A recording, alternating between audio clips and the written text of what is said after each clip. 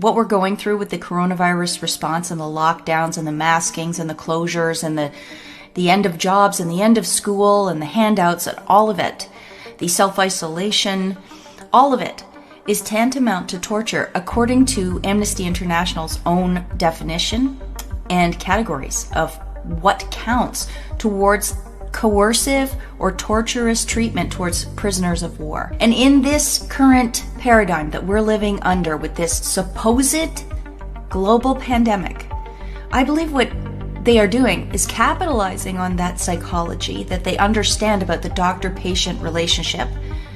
And they are making us all into patients and treating us accordingly. This, of course, is another method of torturing someone. This should be definitely against the Geneva Conventions. It should be against any form of human decency to treat someone who is not sick as if they are sick. There are psychological conditions named for that. One of them is Munchausen syndrome by proxy, where a parent gets so much control and so much attention from having a sick child that the parent makes the child sick by giving them little doses of poison or via other methods. This seems to me what's happening on a gigantic scale with the coronavirus response. The article begins, "There is one place in which one's privacy, intimacy, integrity, and inviolability are guaranteed: one's body. The process of chronic disease invades, defiles, and desecrates this shrine. It does so publicly, enhancing the sufferer's sense of helplessness and utter humiliation. Hence the all-pervasive, long-lasting, and frequently irreversible effects and outcomes of long-term, intractable illness. The medical system, the medical tyranny, the techno-fascists, that's the final frontier for them. They want to conquer our body. They want to conquer our minds. In a way, the torture victim's own body is rendered his worst enemy. It is corporeal agony that compels the patient to mutate, his identity to fragment, his ideals and principles to crumble. The body becomes an accomplice of the affliction, an uninterruptible channel of communication, a treasonous, poisoned territory." They are considering all of us patients now.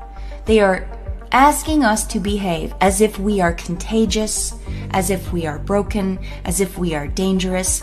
And this is all done publicly, like he says in this paragraph, even though we are not actually sick. The powers that be are invading our body with their healthcare. They are asking us to demonstrate, wear masks, use hand sanitizer, get in line, stay 6 feet away from each other. And look what he says happens. Our identities fragment. We mutate. Our ideals and principles crumble. And who hasn't felt that happening around them? Everybody is under at least low-grade stress, if not starting to break from the extreme psychological manipulation they're putting us through, along with, of course, the economic stuff, the financial stuff, the interpersonal stuff, social stuff, and real health concerns that are either being overblown or ignored. They're locking us into this dance that a chronically ill person has with the medical system, the helpless relationship, the dependent relationship that they have with that system. It fosters a humiliating dependency of the abused on medicines, doctors, and bureaucracies. The impersonal character of modern healthcare objectifies the patient, further adding to his or her alienation. As he sees it, he is rendered bestial not by the inadequacies of society and medicine, but by his own flesh. I certainly see that happening. The objectification of people, it's near complete now. We are alienated from our bodies because we are not sick, yet we must behave as if we are. We're being degraded. We're being dehumanized. We are being rendered bestial, where our main concerns now, whether we really realize it or not, are survival-based. And we are getting to see one another as if we're dangerous or enemies or competitors, instead of being more or less brothers and sisters in our countries and in our communities. It's tragic what they're doing. And it goes along with the Amnesty International report on torture's description of torture, where they described Biederman and his study of prisoners of war. And he said that the Chinese and the communists were not magic when they broke the prisoners. They weren't using any special techniques.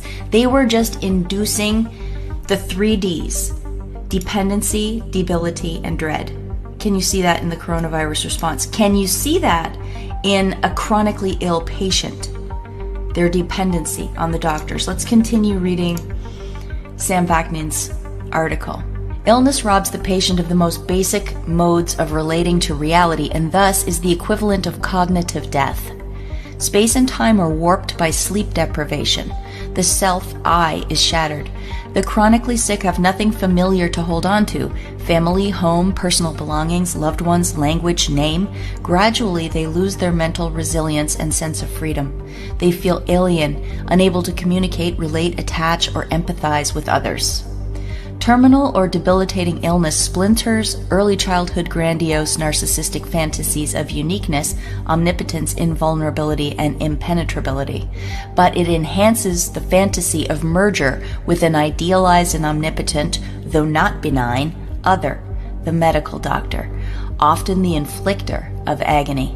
And there we have Dr. Fauci, here we have some experiments from Dr. Mengele, and here we have families trying to cope with the fact that they've got their elderly loved ones locked up in nursing homes where they can't even visit them, can't help them through their illnesses, can't help them through anything with dignity. These COVID response officials are doing exactly what the medical system would do to a chronically ill patient. They are hooking us in so that their worldview is the dominant one. They are scaring us that if we don't behave and we don't listen to them, then things will get worse. They make us complicit. They make us participate in the torture because we're scared, because this is about our health, because we feel like we don't have enough knowledge. So they break down our ability to take care of ourselves. To continue. Chronic disease has no cutoff date. The sounds, the voices, the smells, the sensations reverberate long after each episode has ended, both in nightmares and in waking moments. The patient's ability to trust the rationality and benevolence of the world has been irrevocably undermined. Social institutions are perceived as precariously poised on the verge of an ominous Kafkaesque mutation. Nothing is either safe or credible anymore. Surely, you can see the obvious way that is playing out in all of our lives now. All of us dependent on this system that isn't making any sense. And it's very precarious. We don't know what they're going to do next. In the case of a chronically ill patient, they don't know if their body is going to take a turn for the worse suddenly, if changing a medicine will hurt them. But they have to do what the doctors say, not only because they are accustomed to depending on experts, but because there's not another alternative in our society. They've literally cut off other routes. We can sort of use some natural remedies, but they vilify that in the mainstream media and in the quote-unquote mainstream science. In Canada, you can't choose to go to a private clinic unless you leave the country. You can't get around their prescriptions, their idea of what is the right course of action for you. And think of the COVID response. 15 days at first, then 30 days, just a little longer, just wear a mask. This might last for years. This is the new normal. They let us into big box stores, but they don't let us into small family restaurants or bakeries or hardware stores. They are releasing prisoners, dangerous prisoners, out into the streets, but they are arresting people who are not complicit with the medical tyranny, who simply don't want to wear a mask, who simply don't want to use hand sanitizer, who simply state out loud that they don't believe the numbers. They don't believe this is a dangerous pandemic.